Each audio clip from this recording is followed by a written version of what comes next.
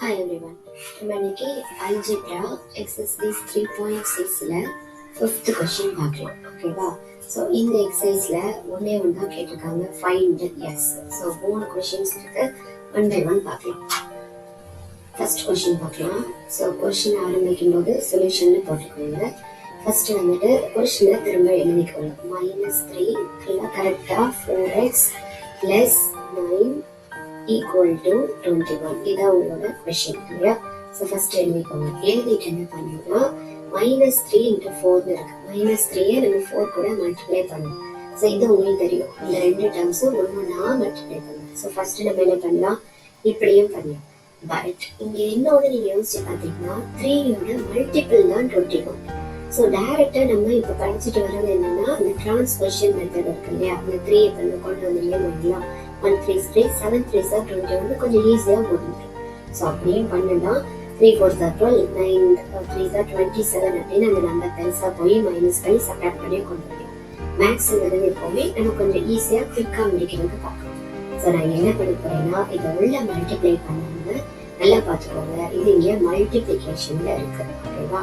So நம்ம என்ன பண்ண போறோம்னா இதை வந்துட்டு அப்படியே இந்த 4x + 9 அப்படியே வச்சுக்க போறோம். இந்த பக்கம் அப்படியே இருக்கு. பட் அவங்க -3 இருக்கு இல்லையா? இதை வந்து டினாமினேட்டர் கீழே இறக்க போறோம். -3 இங்கே வந்துருச்சு. புரிஞ்சதா? இங்க மல்டிப்ளிகேஷன்ல இருக்கு இல்லையா? ஸோ -3 எடுத்தாச்சு. இப்போ எடுத்தா இப்போ நம்ம இதை கேன்சல் பண்ணோம் இல்லையா? ஸோ 1 3 is 3 7 3 are 21 பண்ணிக்கிறேன். ஸோ இப்படி பண்ணீங்கன்னா என்ன ஆகும்னா is equal to 7/-1 வரும். ஸோ உங்களுக்கு ஸ்டெப்பு கொஞ்சம் ஈஸியாக முடிஞ்ச மாதிரி தெரியுதா? So 4x + 9 is equal to 7/-1. Already நம்ம நிறைய கொஸ்டின்ல பார்த்தோம். மைனஸ் கீழே இருந்தா நம்பர்ஸ் எதுவும் இல்லைன்னா -7 எழுதிக்கலாம். ஓகே, ஸோ இதை வந்து இப்போ -7 எழுதிக்கிறேன்.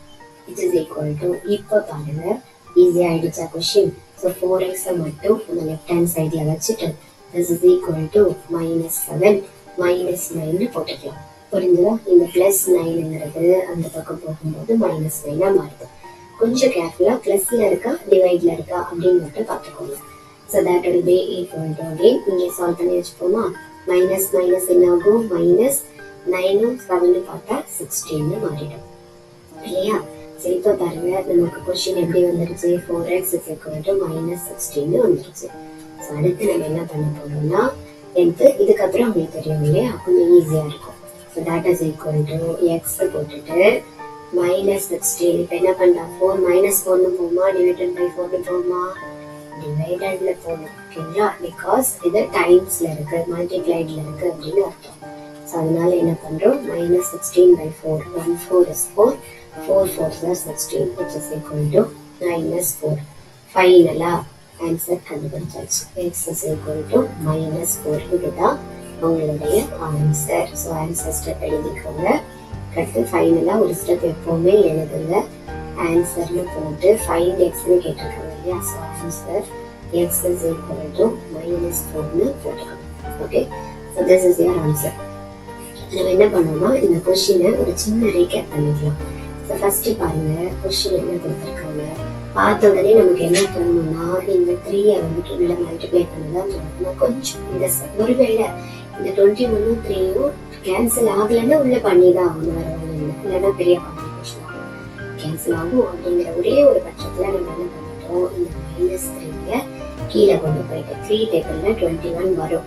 ஸோ 3 இப்படிதான் கொஞ்சம் ஈஸியா தான் கொடுத்துருப்பாங்க. ஓகேங்களா? பெரிய சம்பளத்து தான் கொஞ்சம் பார்த்து கொடுத்துருப்பாங்க, இல்லைன்னா மோஸ்டா ஈஸியா தான் இருக்கும். ஸோ அதுக்கப்புறம் நம்ம இப்படி 3 கொண்டு போய் 7 3 21 -7க்கு கொண்டு வந்தோம்.